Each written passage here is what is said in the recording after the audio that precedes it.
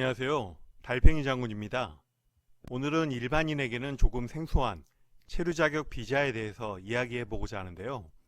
황금 비자라 해서 자본주의 사회의 특성을 그대로 이어받은 비자입니다. 대한민국에서는 부동산 투자와 연계해서 F5 영주 자격을 취득할 수 있는 부동산 투자 이민 비자가 바로 황금 비자에 해당됩니다. 외국인 및 외국 국적 동포에게 있어 대한민국에서 오랜 기간 생활하고자 한다면 무엇보다 체류 자격이 매우 중요한데요. 해당 체류 자격에 따라 대한민국에 머무를 수 있는 기간과 경제활동 참여에 대한 인센티브가 구분되기 때문입니다. 따라서 많은 외국인들에게 최고로 일컫는 체류 자격은 바로 영주권이라고 할 수 있는데요. 그런데 이러한 영주권을 일부 돈 많은 중국인들이 부동산 투자 이민 제도를 통해 손쉽게 얻고 있기에 일부 언론에서는 부동산 투자 이민 제도를 가리켜 중국인들의 영주권 자동 발급기라고 혹평하고 있습니다. 그런데 이러한 오명에도 불구하고 정부와 지방자치단체에서는 일몰제의 법적 기한을 연장하면서까지 계속 시행하고 있는가 이유가 무엇일까요? 또한 과연 제도적인 실효성은 있는지 등에 대해 우리 구독자님들이 생각해 볼 수 있도록 간략히 살펴보겠습니다.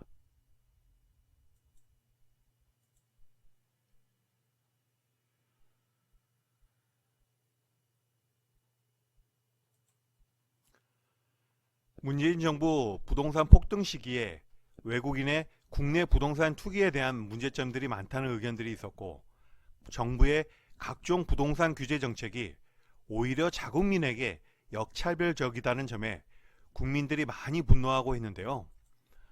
특히 중국인들의 부동산 취득이 압도적인지라 역사 문제와 연계해서 많은 반감이 생기곤 했습니다.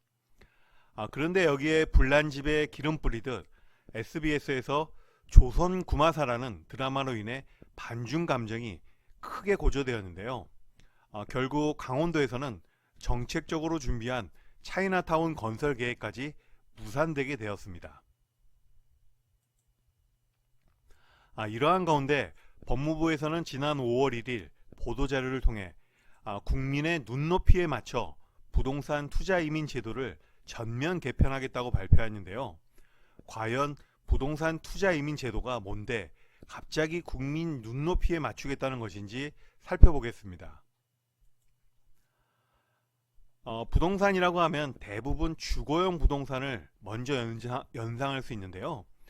이에 내 집 마련에 어려움을 겪고 있는 국민들에게 있어서는 외국인에 의한 부동산 투기라는 부정적인 인식을 해소하고 실제 제도에 적용되어지는 부동산이 펜션 및 콘도미니엄 등 관광 휴양시설에 한정되기에 법무부에서는 부동산 투자 이민 제도를 용어 자체를 올해 5월부터는 관광 휴양시설 투자 이민 제도로 변경하였습니다. 해당 제도는 지난 2010년 제주도에서 지역경제 활성화 목적으로 전국에서 처음 시행되었는데요. 아시다시피 제주도의 경우 관광자원 외에는 특별히 자생적인 경제 부흥 수단이 없기에 제주특별법에 따라 시행된 것이죠.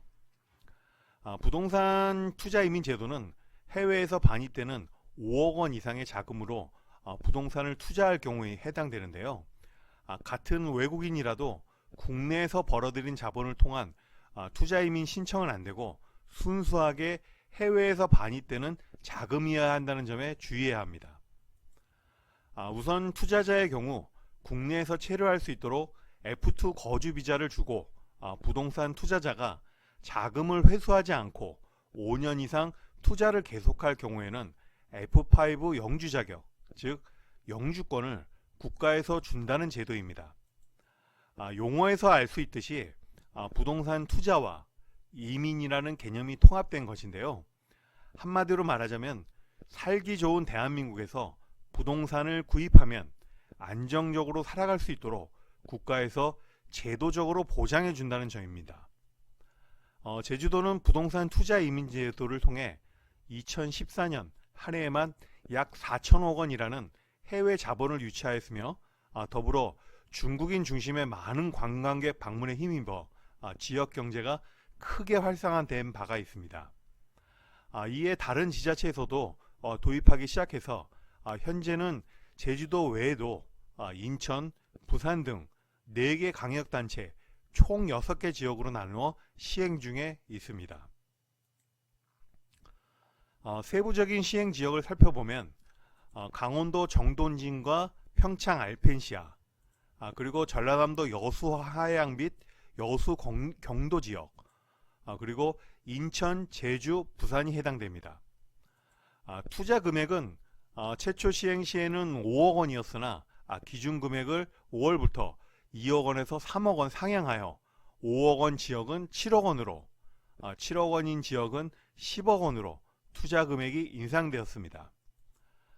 각 투자 지역별로는 일몰제 한시법이 적용되어 강원도 정동진과 여수 화양은 내년 말까지, 그리고 부산 해운대 및 동부산은 2026년도 5월 19일까지 시행되며 기타 나머지 지역은 같은 해 4월 말에 종료될 예정이나 법무부에서 추후에 검토를 거쳐 추가적으로 기한 연장이 될 수 있다고 보시면 되겠습니다.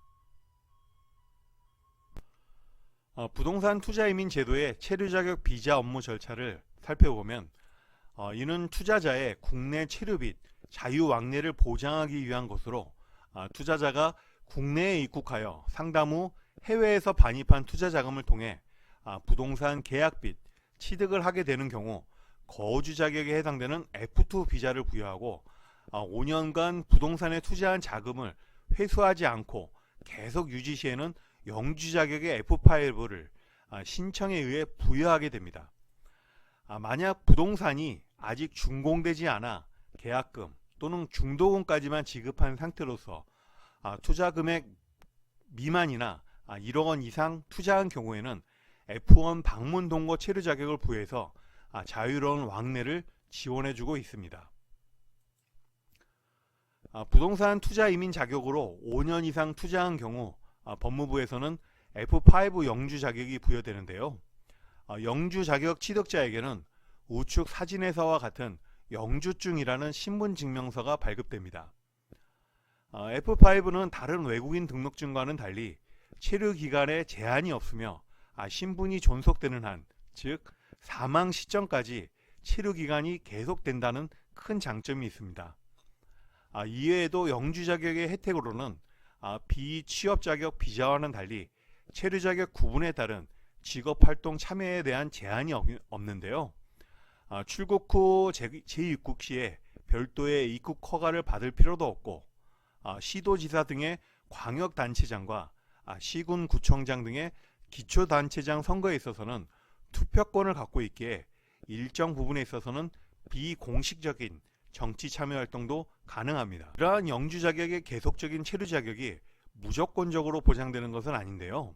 이는 개인의 잘못된 일탈 활동, 즉 국가보안법 위반, 살인, 강도, 강간 등 5년 이상의 형사처벌 판결을 있는 경우에는 강제 추방 및 입국 금지 조치가 내려질 수도 있겠습니다.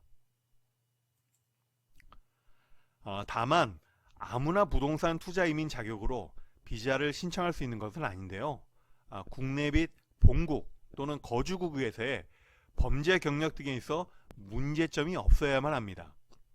먼저 국내법에 있어서는 3년 이내 300만원 이상의 벌금형 또는 5년 이내 금고 이상의 형집행 선고가 없어야겠으며 외국법에 있어서는 살인, 강도, 공갈, 협박, 사기 마약, 성폭력 등으로 인한 형집행 선고가 없어야 하고 만약 형집행이 종료되었거나 사면받았다 할지라도 5년이 경과되지 아니한 경우에는 신청 대상이 될 수 없습니다. 이러한 점은 대한민국 이민자로서 사회 구성원의 일원이 되고자 하는 이에 품행을 살펴 공익에 해가 될 수 있는 자는 선제적으로 받아들이지 않겠다는 뜻으로 투자이민 신청 시 외국에서 발급된 해외 범죄 경력 증명서 확인을 통해 가려내고 있습니다.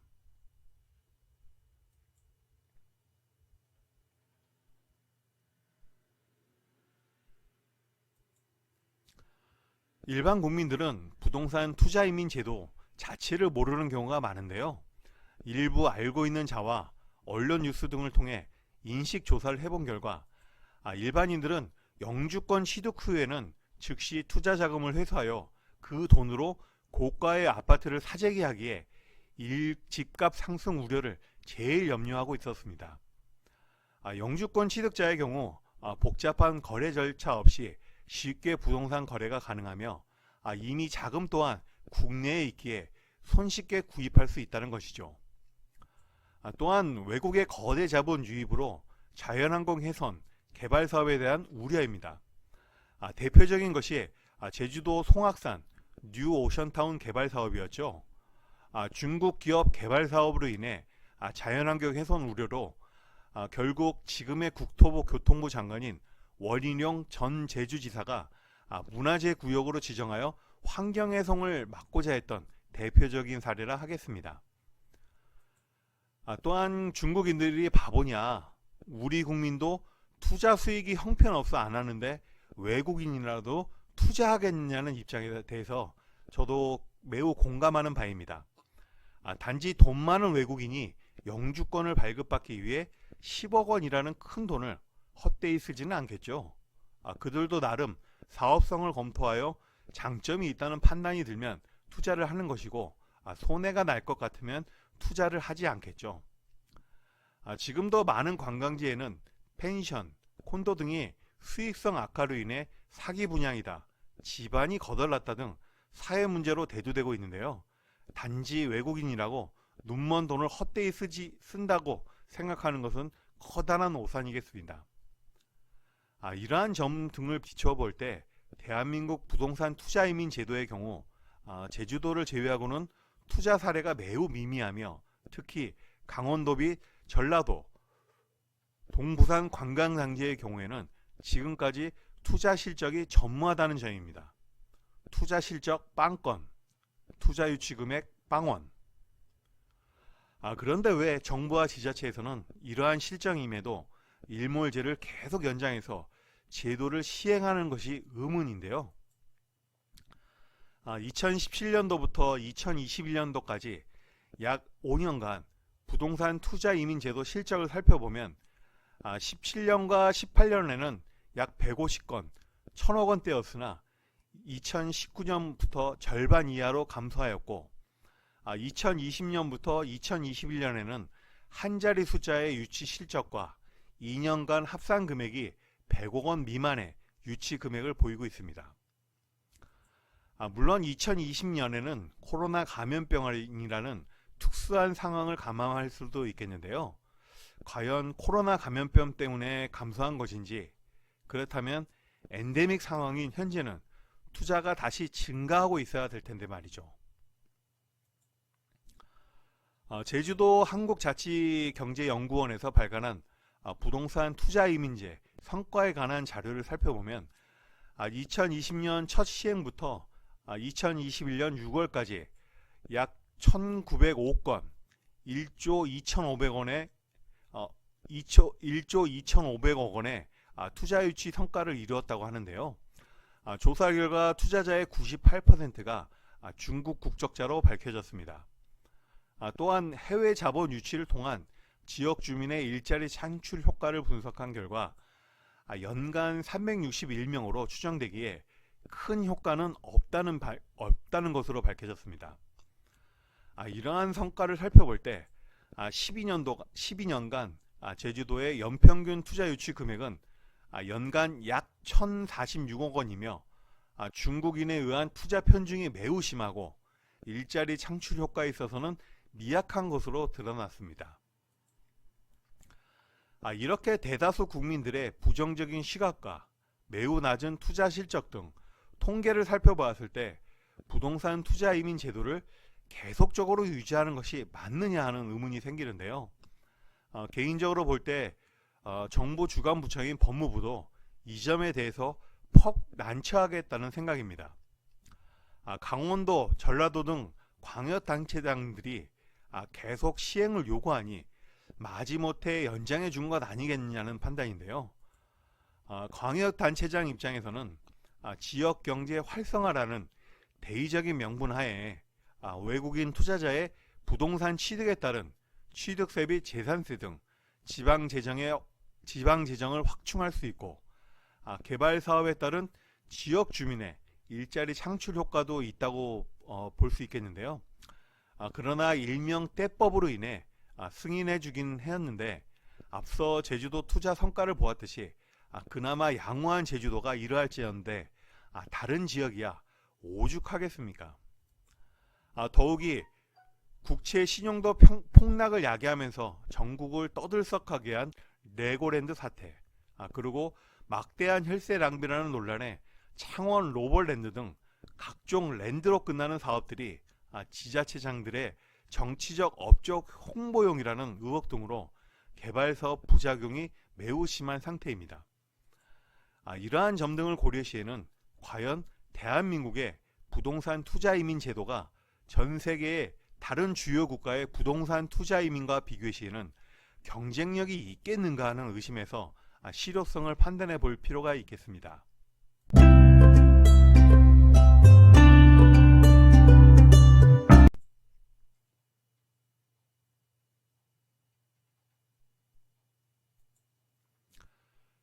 제주도 외에는 이민 정착을 위한 기반 시설 등이 매우 부족하다는 것이 제일 큰 문제인데요.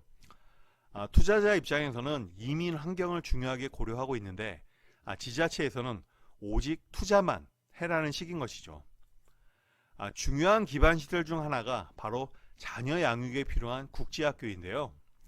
초등학교에서 고등학교까지 교육이 가능한 국제학교는 인천 송도 1개교, 제주 4개교뿐이기에 다른 지역에는 이민 정착에 큰 어려움이 있겠습니다. 이민자 입장에서는 직장뿐만 아니라 자녀를 안심하고 맡길 수 있는 곳 등 가족 문제도 매우 중요하기 때문이죠. 다음은 반중 감정입니다.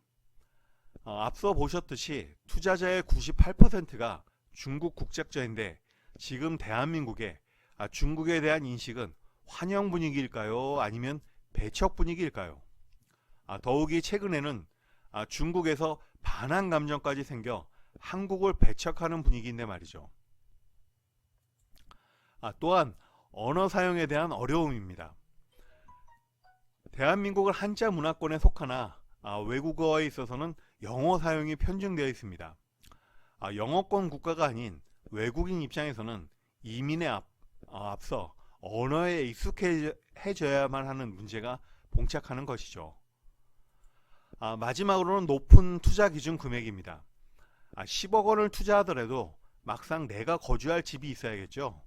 거기에 노후 생활비 등이 필요한데, 대한민국 물가 그리 만만한 것이 아니기에 고액 재산가가 아니라면 이민 정책에 있어 매력적이지는 않은 곳입니다. 그렇기에 외국인 입장에서는 영주권 취득 후에는 내 집 마련과 생활비 등을 위해 자금을 회수하는 것은 당연한 것인데, 일반 국민 입장에서 볼 때는 이야, 영주권 따고 나서는 바로 빼네 라고 오해를 하는 것이죠. 만약 여러분이라면 어떻게 하시겠습니까? 레, 로, 람, 불이라고 편중된 시각에서 바라보시지는 않으신지요?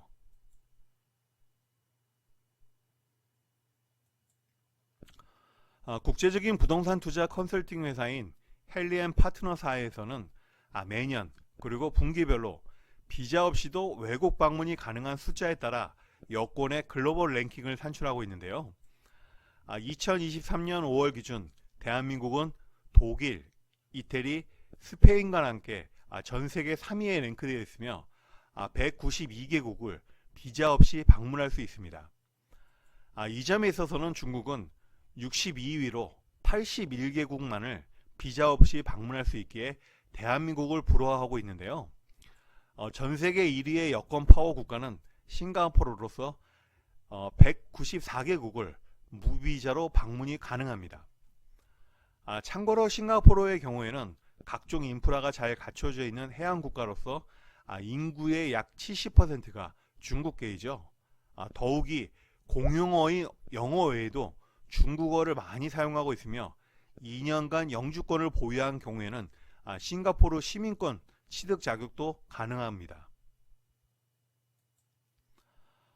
더불어 헬리앤 파트너스사에서는 전문가 그룹에 의해 국가별 평판 및 투자 기주 구매, 삶의 질, 비자 편의성 등을 고려해 전 세계 26개 국가 대상으로 부동산 투자 이민 글로벌 랭킹 지수도 발표했는데요.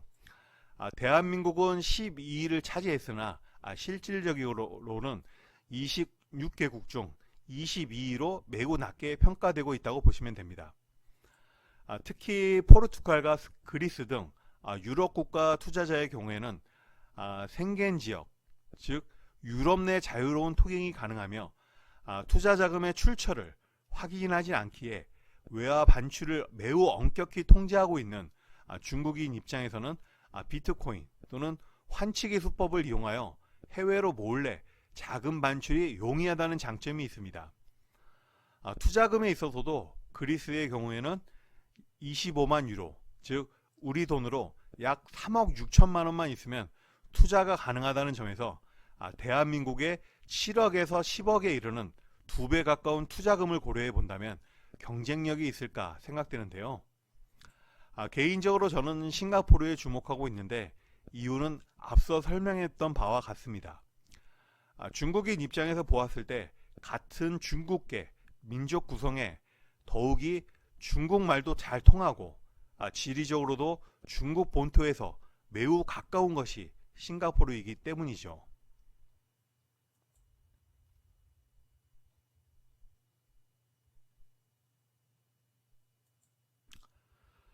2013년 첫 시행한 공익사업 투자이민 제도는 법무부 장관이 고시한 공익사업 투자 상품의 5억 원 이상, 다만 55세 이상 은퇴 이민자의 경우에는 3억 원 이상을 투자하는 경우 부동산 투자 이민 제도와 동일하게 거주 자격을 부여하고 5년 뒤에는 F5 영주 자격을 부여하는 제도입니다. 투자 상품은 크게 두 종류로서 원금 보장형의 한국정책금융공사 펀드 투자와 손익 발생형의 낙후지역 개발사업 자금 출자 방식이 있습니다. 특이한 것은 만약 투자자가 15억 원 이상을 투자하고 5년 이상 투자를 유지하겠다는 서약을 하는 경우에는 즉시 F5 영주 자격을 부여한다는 것이죠. 이러한 공익사업 투자 이민의 경우 부동산 투자 이민 제도와 많은 부분에 있어서는 유사하나 가장 큰 차이점은 투자자의 자기 선택이 아닌 정부 공공기관에 투자 자금을 위탁한다는 개념의 차이가 있겠습니다. 최근 5년간 공익사업 투자 이민지의 실적을 살펴보면 2017년도, 2018년도에는 부동산 투자 이민에 비해 실적이 낮았으나 2019년부터는 투자 실적을 추월했으며 무엇보다 코로나 감염병 시기에 대폭 떨어진 부동산 투자 이민 제도에 비해 공익사업 투자 이민 제도의 경우에는 투자 실적이 크게 줄지 않았다는 점입니다. 이러한 공익사업 투자 이민제의 경우 외국인, 특히 중국인의 부동산 투자 이민의 부작용 우려에 있어 국민적 반발감을 상쇄할 수 있으며 정부의 다양한 공익사업에 있어 안정적으로 5년간 거의 무이자로 운영할 수 있는 자금줄이라는 점입니다. 현재 중소기업 정책자금으로 많이 활용되고 있으나 외국인에 의한 투자자금 유입인 만큼 자금 활용에 있어 외국인을 위한 대한민국 이민정책자금으로 활용된다면 투자하는 외국인 입장에서도 나를 위해 내 돈이 사용된다는 의식하에 더욱더 투자 유치에 선호를 하지 않을까 합니다. 따라서 부동산 투자 이민과 공익사업 투자 이민으로 이원화된 현재의 투자 이민 제도를 공익사업 투자 이민으로 통합하고 이러한 제도가 있는지도 모르는 외국인 고액 재산가들에게 널리 홍보하여 간다면 앞으로 투자 실적은 매우 양호해질 것이라고 판단합니다.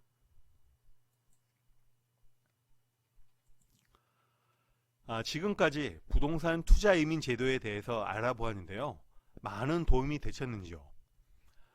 중국 국적자에 편중되어 영주권 자동 발급기라는 오명에도 불구하고 지속 시행되고 있으나 매우 낮은 투자 실적 등을 고려시 제주도를 제외한 지역의 경우 전면적인 재검토가 필요하지 않을까 생각합니다.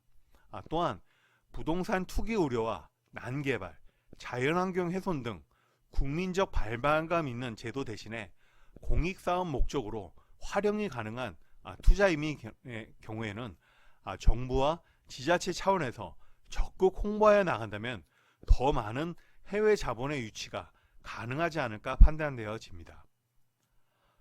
오늘의 결론입니다. 영주권 자동 발급기라는 오명에도 불구하고 계속되는 부동산 투자 이민 제도에 대해서는 제주도를 제외하고 기타 지역에 대해서는 전면적인 검토가 필요하며 대안으로서 공익사업 투자 이민 제도를 적극 홍보하여 해외 자금을 적극 유치하자입니다. 영상 끝까지 시청해주신 모든